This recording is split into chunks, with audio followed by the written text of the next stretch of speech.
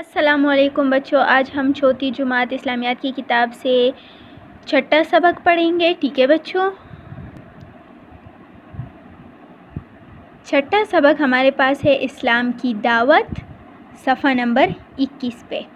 ٹھیک ہے بچوں، دعوت اسلام 40 سال کی عمر میں رسول پاک صلی اللہ علیہ وسلم اللہ تعالیٰ کے نبوت کا اعلان کرنے کا حکم فرمایا اور یہ کہہ کر آپ صلی اللہ علیہ وسلم کے بعد کوئی نبی اور رسول نہیں آئے گا۔ آپ صلی اللہ علیہ وسلم پر قرآن پاک اتارا۔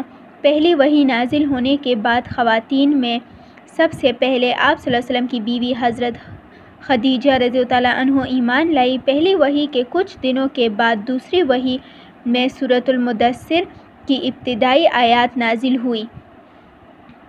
یا ایھا المدثر قم فانذر وربک فکبر وثیابک فطہر والرجز فاہجر ولا تمنن تستکثر وربک اصبر۔ ترجمہ: اے محمد صلی اللہ علیہ وسلم، جو کپڑا لپیٹے ہوئے ہو اٹھو اور ہدایت کرو اور اپنے پروردگار کی بڑائی کرو اور اپنے کپڑوں کو پاک رکھو اور ناپاکی سے دور رہو، اور اس نیت سے احسان نہ کرو کہ اس سے زیادہ کے طلب ہو، اور اپنے پروردگار کے لیے صبر کرو۔ مکہ میں اسلام کی دعوت۔ اس کے بعد آپ صلی اللہ علیہ وسلم نے مکہ کے لوگوں کو اسلام کی دعوت دینی شروع کی۔ آپ صلی اللہ علیہ وسلم نے لوگوں سے کہا کہ صرف ایک اللہ تعالیٰ کی عبادت کرو، بتوں کو نہ پوجو۔ یہ اچھی طرح جان لو کہ اللہ تعالیٰ کا کوئی شریک نہیں، وہ اکیلا ہے۔ غریبوں کے ساتھ اچھی طرح پیش آؤ اور یتیموں پر رحم کرو۔ مکہ میں دعوت کا ابتدائی دور تقریباً 3 سال کا تھا، جس میں آپ صلی اللہ علیہ وسلم چھپ کر اسلام کی تبلیغ کرتے رہے۔ رسول پاک صلی اللہ علیہ وسلم نے جب لوگوں کو بتوں کی پوجا سے روکا تو وہ آپ صلی اللہ علیہ وسلم کے جانی دشمن بن گئے۔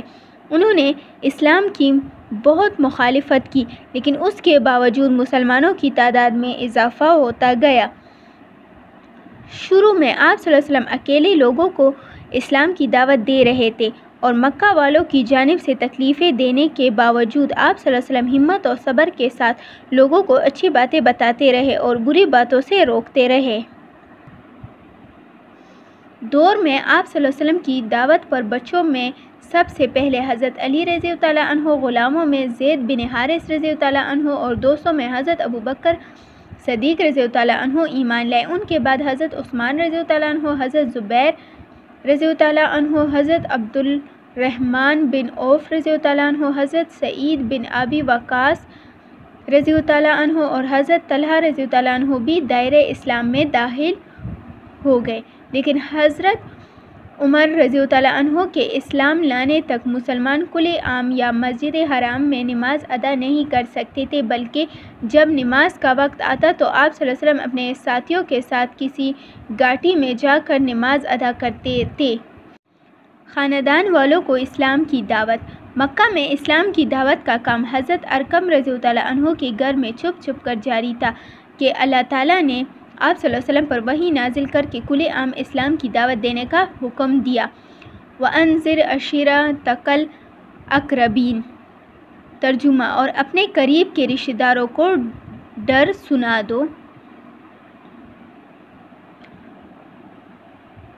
اللہ تعالیٰ کی طرف سے یہ حکم آنے کے بعد آپ صلی اللہ علیہ وسلم نے سب سے پہلے قریش کو اسلام کی دعوت دی اور صبح سویرے کوہ صفا پر کھڑے ہو کر قریش کے ہر قبیلے کا نام لے کر پکارا۔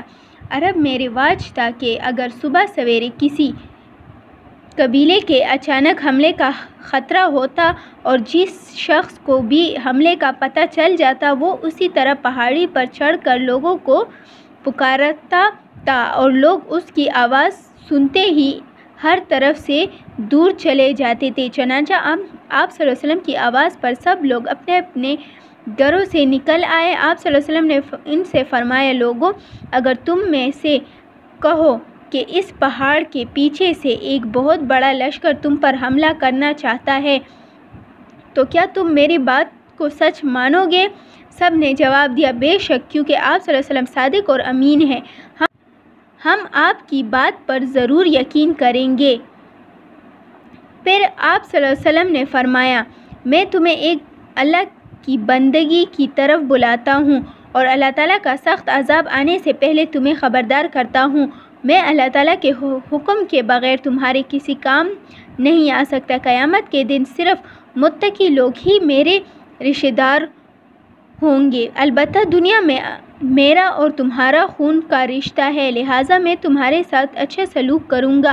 آپ صلی اللہ علیہ وسلم کا یہ پیغام حق سن کر قریش کے لوگ بہت ناراض ہوئے، بلکہ آپ صلی اللہ علیہ وسلم کے چچا ابو لہب نے تو غصے میں یہ بھی کہہ دیا کہ تو ہلاک ہو جائے، کیا تو نے اسی لیے ہمیں صبح سویرے یہاں بلایا تھا؟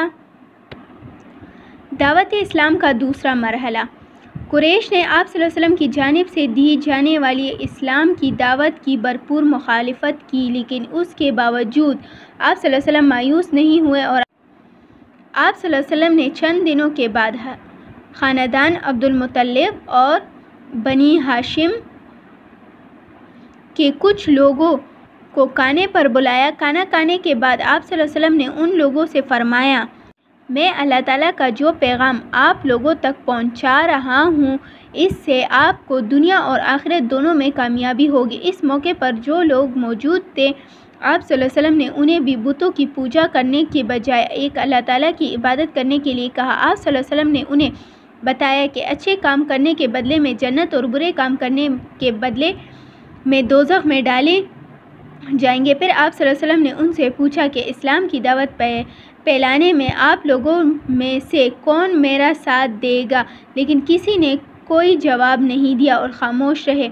ان لوگوں میں 10 سالہ حضرت علی رضی اللہ عنہ بھی موجود تھے۔ انہوں نے بہت عزم کے ساتھ کہا، میں اگرچہ بچہ ہوں اور میں آنکھوں کی بیماری میں مبتلا ہوں، لیکن میں آپ صلی اللہ علیہ وسلم کا ساتھ ضرور دوں گا۔ حضرت علی رضی اللہ عنہ کا یہ حوصلہ افزا اور ایمان افروز جواب سن کر وہاں موجود لوگوں نے آپ رضی اللہ عنہ کا خوب مذاق اڑایا، لیکن حضرت علی رضی اللہ عنہ اللہ تعالیٰ اور آپ صلی اللہ علیہ وسلم کی نبوت پر سچے دل سے ایمان لا چکے تھے، اس لیے حقانیت کا برملا اظہار کیا۔ اسلام کی دعوت پھیلتی گئی۔ قریش اور خاندان والوں کو اسلام کی دعوت دینے کے بعد آپ صلی اللہ علیہ وسلم نے اللہ تعالیٰ کے حکم کے مطابق حج کی ادائیگی کے لیے مکہ آنے والے لوگوں اور مکہ کے اطراف لگنے والے میلوں اور منڈیوں میں جا کر لوگوں کو اسلام کی دعوت دینی شروع کی۔ آپ صلی اللہ علیہ وسلم کا پیغام حق سن کر بہت سے لوگ مسلمان ہو گئے اور یوں اسلام کا خلقہ وسیع تر ہوتا گیا۔ دعوت اسلام کی مخالفت۔ مکہ کے مشرکوں نے رسول خدا صلی اللہ علیہ وسلم اور مسلمانوں کو بری طرح ستانا شروع کیا، مگر ان مسلمانوں کے لیے جان دینا آسان تھا اور ایمان چھوڑنا مشکل تھا۔ کفار مکہ ابھی تک خانہ کعبہ میں بتوں کی پوجا کرتے تھے۔ ایک دن آپ صلی اللہ علیہ وسلم نے حرم کعبہ میں جا کر اللہ تعالیٰ کی وحدانیت کا اعلان کیا۔ وہاں موجود مشرکین نے اسے حرم کعبہ کی بہت بڑی توہین سمجھا اور مشرکین ہر طرف سے آپ صلی اللہ علیہ وسلم پر ٹوٹ پڑے۔ حضرت حارثہ رضی اللہ عنہ وہاں موجود تھے۔